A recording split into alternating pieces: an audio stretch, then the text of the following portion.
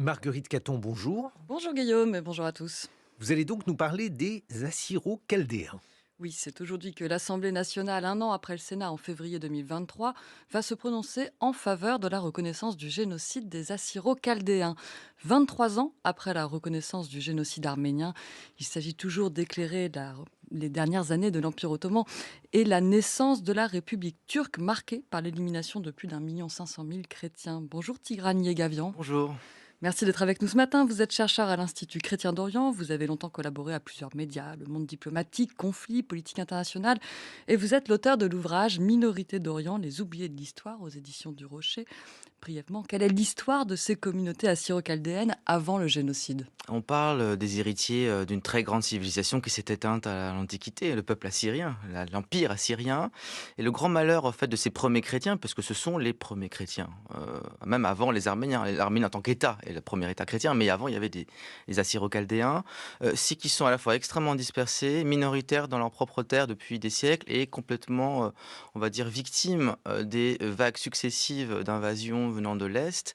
Ils ont été marqués par le sceau, on va dire, du malheur, car dans le contexte de la fin de l'Empire ottoman, il y avait un projet de foyer national aussi assyro-chaldéen, chrétien, indépendant, autonome en tout cas, et ils ont été emportés par la folie génocidaire des dirigeants jeunes turcs qui étaient laïcs, qui étaient même athées, mais qui ont instrumentalisé l'islam. Pour quelles raisons? Mais parce qu'ils avaient besoin d'un sanctuaire territorial pour fonder un État-nation turc, une Turquie aux Turcs. Et sur ce territoire, c'est-à-dire l'Anatolie, il y avait beaucoup de chrétiens, il y avait les Arméniens, il y avait des Grecs, mais aussi des Assyro-chaldéens.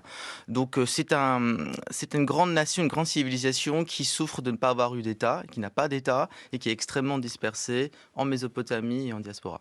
Vous l'avez dit, à partir des années 1915 environ, leur sort se confond peu ou prou avec celui des Arméniens. Il y a 250 000 Assyro-Chaldéens, plus de la moitié de la communauté qui a perdu la vie dans ces années-là. Qu'est-ce qui s'est passé exactement dans ces années d'effondrement de l'Empire ottoman?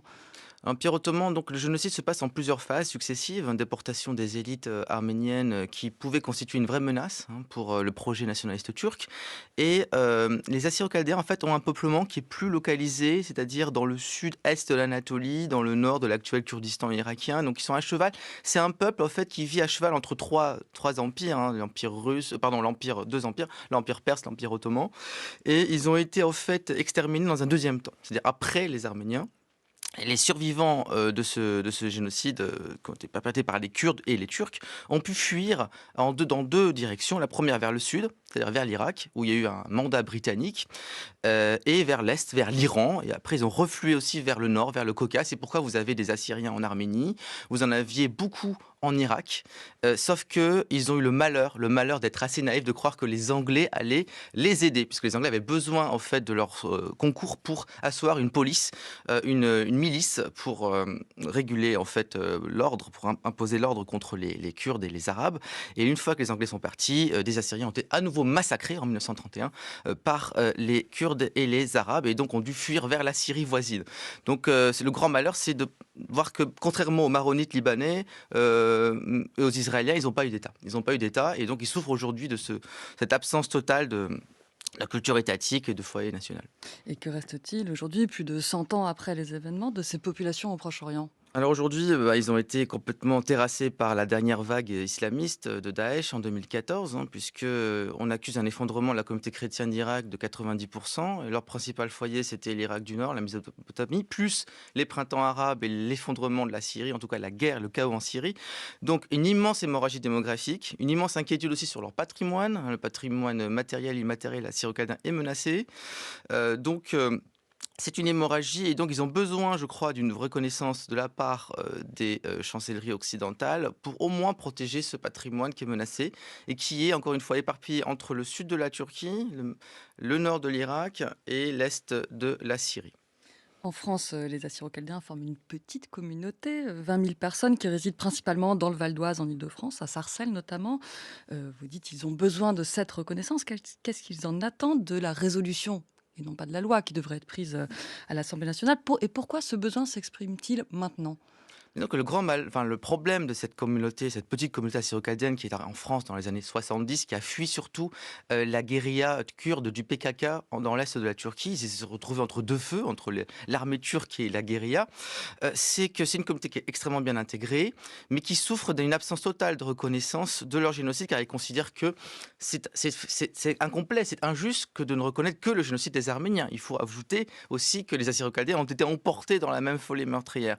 Donc c'est faire justice que de redemander en fait un complément de reconnaissance et aussi une manière de s'inscrire dans le paysage, dans le tissu national français, parce qu'on parle d'une communauté extrêmement bien intégrée française qui entend rester en France et entend que la France reconnaisse leur mémoire. Bon, ça c'est le premier point. Je ne pense pas qu'ils aient encore à ce stade-là un vrai agenda, une vraie revendication face à la Turquie en termes de réparation.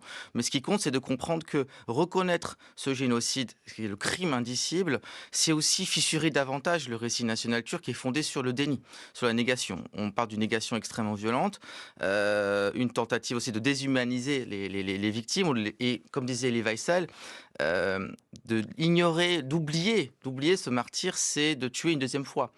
Donc les Assyro-Chaldéens s'inscrivent dans une logique de lutte contre l'oubli, mais n'ont pas véritablement les moyens encore suffisants du fait de cette insertion relativement récente en France pour avoir un véritable agenda, des partis politiques, un petit peu sur le schéma de la communauté arménienne de France qui est pour le coup plus nombreuse et mieux structurée. Ce sont des sénateurs LR qui ont impulsé ce vote au Sénat l'année dernière, en février 2023, même si la résolution a été adoptée de manière presque unanime, 300 voix pour, 2 votes contre. Est-ce que la mémoire et l'actualité des chrétiens d'Orient est encore captive des clivages politiques marqués à droite, ou est-ce qu'elle est en train de s'en émanciper, Tigrane Gavian? Alors nous, à l'Institut chrétien d'Orient, on s'inscrit en faux contre la récupération politique par la droite et l'extrême droite. Mais il faut retenir que dans l'histoire récente, il y a eu un avant et après 2014. 2014, c'est l'invasion donc de la plaine de Ninive, le nord de l'Irak chrétien, et par Daesh, par l'État islamique. Et ça a provoqué un véritable bouleversement dans l'échiquier politique français, puisque du coup, les grandes figures des pointures des républicains, l'extrême droite, ont pris fait et cause pour ces chrétiens d'Orient qu'on ignorait complètement. Alors qu'à la base, c'était une question qui était plus défendue par la gauche. Je veux dire que la question arménienne, le génocide arménien, a été porté par le Parti communiste français et le Parti socialiste français, alors que le RPR était foncièrement turcophile. Donc je pense qu'il y a eu une récupération à la fois idéologique, opportuniste et sincère, mais il ne faut pas oublier quelque chose d'essentiel, c'est qu'on défend non pas ces populations parce qu'ils sont chrétiens, mais parce que c'est une question fondamentalement inscrite dans les droits de l'homme, la défense de la dignité humaine. Donc je crois qu'on peut facilement contredire un peu ces récupérations plus ou moins intéressées, sachant que ce que les Assyro-Chaldéens veulent, c'est juste qu'on reconnaisse leur mémoire et qu'on les aide à maintenir vivant une culture trimillénaire en situation diasporique, ce qui n'est pas forcément très évident. Merci beaucoup, Tigrane Gavian. Je rappelle votre ouvrage Minorité d'Orient, les oubliés de l'histoire. Merci. Merci, au revoir.